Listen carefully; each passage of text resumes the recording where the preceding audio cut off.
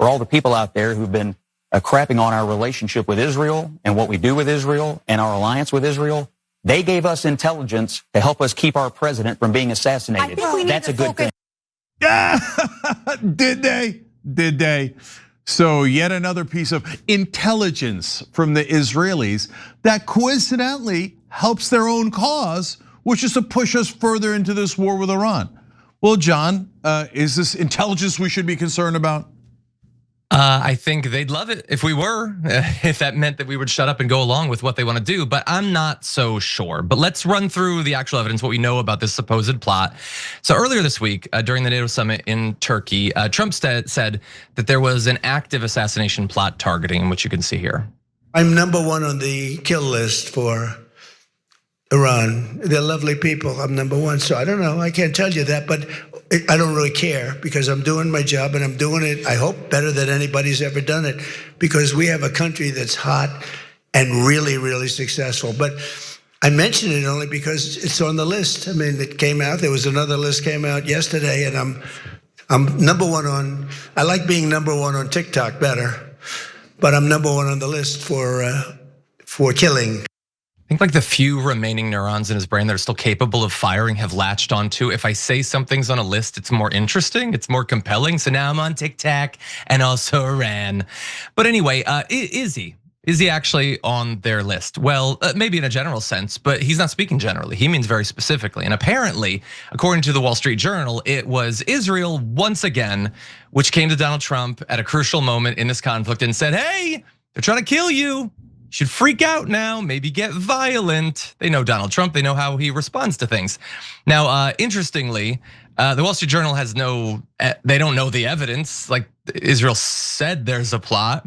Maybe they have evidence, maybe they don't. We're dumb peasants, we don't get to know. We just get to be dragged along into a forever war.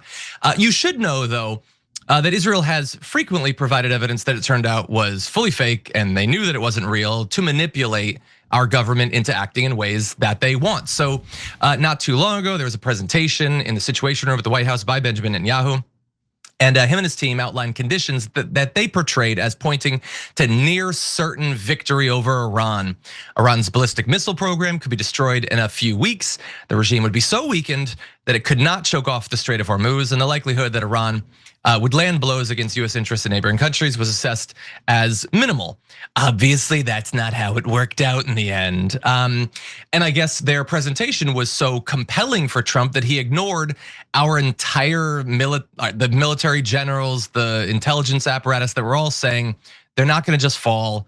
We're not gonna be able to stop them from doing damage in the Strait of Hormuz. In addition though, it wasn't just what we could do to them, it's what would happen inside of their borders. So Mossad's intelligence indicated, according to Benjamin Netanyahu, that street protests inside Iran would begin again, and with the impetus of the Israeli spy agency helping to foment riots and rebellion, an intense bombing campaign could foster the conditions for the Iranian opposition to overthrow the regime, which obviously blessedly happened several months ago. I'm kidding. By the way, they knew that that wasn't true, and their own internal assessments were that it would just lead to absolutely massive massacres of Iranian civilians. But those are the eggs, I guess, that must be broken to make the omelet of the foreign policy that Benjamin Netanyahu wanted to see in the world. Now, all of these lies have been very clear, whether some choose to recognize it or not. Thankfully, some are. Ranking member of the Armed Services Committee, Representative Adam Smith, could be on that list. Take a look. What's your sense about these new reports that Israel told the US that there's a new Iranian plot to try to kill the president? Well, it's very hard to tell. I mean, certainly Iran has made the statement, as your guest said, since the killing of Soleimani, over 6 years ago now. It's also easy to see that Israel would want to sort of buck up Trump, make him more willing to take on Iran more strongly. Netanyahu has been, pushing for that tougher stance, a more hawkish approach to Iran for quite some time. Now, crucially, without any clear plan for how that's going to turn into some sort of success in terms of fundamentally breaking the Iranian regime. But Israel certainly has that interest. So it's hard to know. It's hard to know exactly what that intel is. I mean, the bigger problem, as you've pointed out, the ceasefire has broken down. We don't seem to have a plan going forward for how to achieve our objectives or even to stop the conflict. Yeah, there's absolutely no plan in this war that we were told you guys are being crazy to call it a forever war. 2 to 3 weeks tops, easy peasy lemon squeezy. It's now 4.5 months and it's in worse condition than it was a couple of months ago, Cenk. Yeah. But maybe it'll continue if Trump believes that he has his own reasons. They're coming after me and he wants to make them pay. Yeah, that's certainly what the Israelis want him to think. So in a little bit, I'm going to tell you how I think Tucker Carlson and Donald Trump Jr. saved Trump's life. So that's an interesting topic. But look at that, guys. That is a significant development. Adam Smith, a normally very corporate, very defense-friendly, Israel-friendly Democrat who's the head of the Armed Services Committee for the Democrats, now saying on cable news, maybe the Israeli intelligence isn't true. I mean, that is unprecedented in my lifetime, that an American politician is allowed to insinuate that maybe the Israelis aren't telling the truth. So, I mean, for us, that's the most obvious thing in the world. But Washington is so thoroughly controlled by Israel, to have someone who's a member of the establishment break ranks like 2%. It's like, whoa, wow. Israel must really be losing some degree of leverage inside DC, and that's of course because of the elections that happened in New York and Colorado, where now the Democrats are afraid of losing their seats if they're too friendly with Israel. But John, look, is it possible that Iranians would want to kill Donald Trump? Well, of course it's possible. I mean, we killed all of their leaders. We killed, not only did Trump order the assassination of Qasem Soleimani in his first term, which is their top general, but now he's killed the Grand Ayatollah and 48 other members. So I like the idea that we should be outraged by that is also kind of ridiculous. I mean, we killed their leaders. What do you think that they would want to do to our leaders? Like, is anyone in their right mind saying like, this is an outrage? We get to murder anyone we like in their regime. How dare they try to retaliate? Okay, but having said that, is it fake anyway? Of course it's fake. Number one, it comes from the Israelis. And I'll add to what John said a second ago. At the beginning of this war, they said that the Iranians would not be able to close the Strait of Hormuz. I mean, that was the easiest thing in the world for the Iranians to do. The Israelis were theoretically 100% wrong. If I'm the president of the United States or I'm a cable news anchor, I think I dismiss them out of hand. If anyone in Norway, Nicaragua came and said, oh, we're positive that they cannot close the Strait of Hormuz, and then they close it instantly, I'd be like, well, obviously I'm not trusting them. Not whether they're good guys or bad guys doesn't matter. The information they're giving me is utter crap, right? They also said, oh, regime change will be easy. And now it's turned out that it's impossible. But I mean, we've gotten fake intelligence from Israel so many times. It's unbelievable, right? Yeah. And I'm celebrating that there's one person on TV from the establishment who's saying, maybe we should be a tiny bit skeptical about it. Of course, where do we get the fake intelligence to Iraq attack? Israel. Where do we always get the fake intelligence? Israel. But John, here comes the hilarious part. So they say that not only did they want to kill Trump, but they claim that the Iranians had signs threatening to kill other prominent Americans. And you know who they were, John? Ben Shapiro and Laura Loomer. People in Iran know Laura Loomer? Hold on, it gets more absurd. Miriam Adelson, an Iranian villager, knows about Miriam Adelson. Hold on, Mark Dubowitz.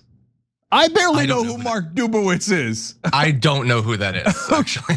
Yeah, like Persians are like, oh, we gotta get Mark Dubowitz. This is such obvious Mossad propaganda. Remember Mossad said before the war, oh, we're in the streets next to you, protesters, go get them, etc. I mean, they've confessed 18 times over that they've infiltrated the protesters and the marches in Iran. So Mossad writes out these hilarious things. We would like to kill Mark Dubowitz. Yeah, everybody knows Mark Dubowitz, right? Because we Israelis know him. He's one of our assets inside America that gets America to do everything we want. So I'm sure the Iranians are going to want to kill him. Not one person in Iran has heard of Mark Dubowitz.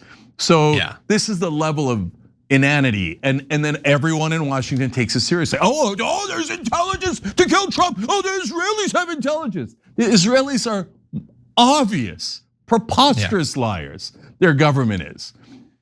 Yeah, I I don't know about the DUPES. Ben Shapiro's, I guess, pretty famous. Maybe I buy. Some of them might be familiar with Laura Loomer. Hypothetically, sleep paralysis demons occur across all societies, but yeah, I don't know that they necessarily are using it to model their foreign policy. Yeah, the entire thing is crazy. I was going to make a similar point to you about like, how naive are we supposed to be? Where we're supposed to be like, oh no, they're gonna try to take out Trump. How could they? Like, are we babies? We're at war with them. Now you might think, well, there are bounds of reason inside of war. And I would say maybe there were, hypothetically, there aren't anymore, thanks to us and thanks to Israel. We have been going around the world murdering and kidnapping political leaders. We have made clear, if you're strong enough to do it, decapitate their leadership. Just do it. We literally did it to Iran. We've threatened to do it since then. Israel has done it all over the region. We do not get to be naive or cutesy about Iran doing it. So at this point, he's the one who continues the war.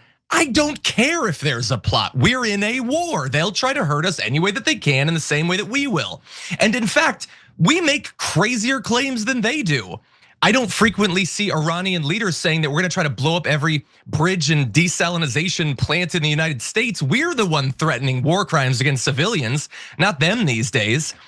And that's why I do think that it's a plot. It's a manipulation of Trump because he fundamentally believes that he is the only actual person in the world. He cares about himself, his fifis get hurt. And you can see them already reacting to it, not only with the attacks on Iran, but now there's reporting that all these new fortifications and security measures are going up around the White House as a result of this.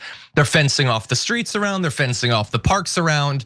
I'm sure they're gonna be talking about how this is even more justification for ballroom. We gotta have our drone-proof ballroom or whatever. And maybe it's even for this. And maybe it's also, in case people get rowdy after the midterms are stolen or the 2028 presidential election is called off or something like that. But yeah, I don't buy it and I don't care. Yeah, well, it's totally working. It's totally inside Trump's head. So here's a comment he did today, graphic 4. No, Israel came up with nothing. No, I've been #1 on Iran's kill list for a long time, and it's the way life is. I've been on their list for a long time. That's what we're dealing with. The only thing is, I've left instructions, if anything happens, to just literally bomb them at levels that they've never seen before. So he's like, yeah, I'm totally calm. I'm totally calm. But if they kill me, murder them all. Okay, you don't look calm. You're not acting calm. and how? I mean, look at this. So there's an ongoing debate: is Donald Trump like super dumb and actually believes the Israelis, or this is all a game? They're all on the same side. They're all pretending.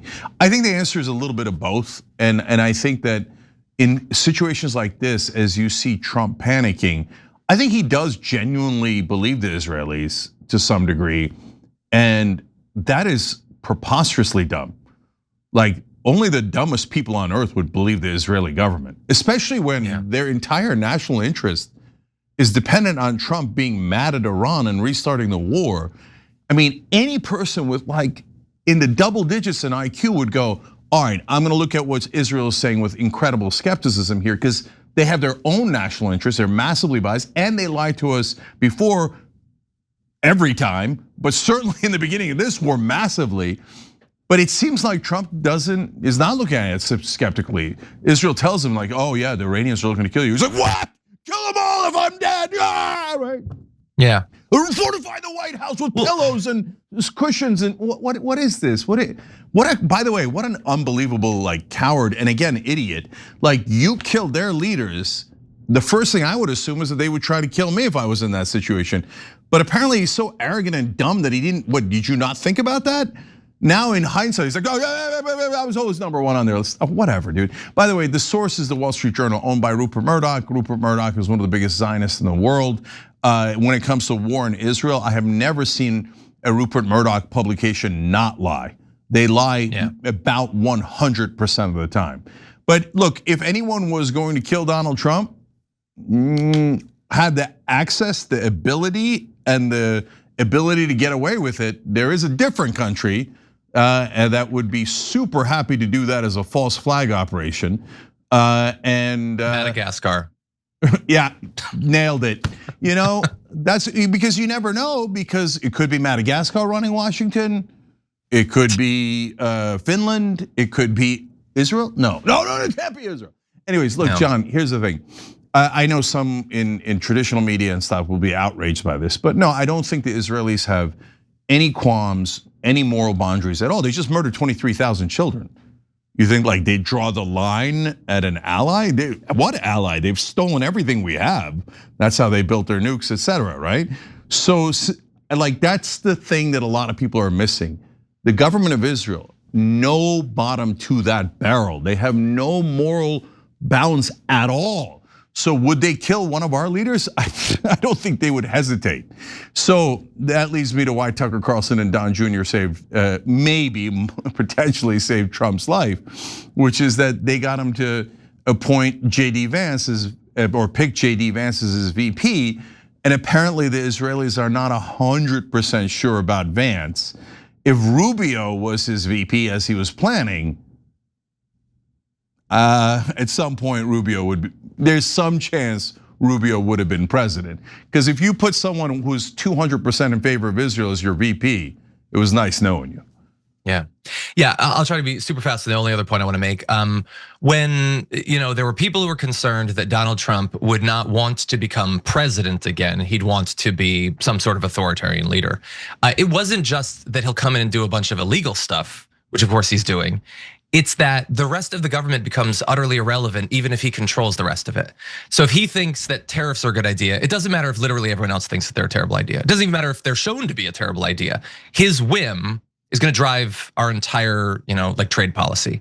If he thinks that this war is a good idea, or if he's been manipulated by Israel to think the war is a good idea, maybe just save his own life or whatever, we just continue it. Even if it's like wrecking the GOP's electoral chances, even if his base despises it, it's harming the economy. I'm fairly certain in our life, there has never been a presidency where their whim drove domestic and foreign policy against all sense, against the will of their own party, against their base, against many of their donors in a lot of cases. Not universally, like for instance, Israel obviously has an interest in the war, but it's that, and he controls the Senate and he controls the House and he controls the Supreme Court, but that doesn't even matter. His whim is all that matters across all of these different issue areas. That was the concern and it's unfortunately playing out. Every time you ring the bell below, an angel gets his wings. Totally not true, but it does keep you updated on our live shows.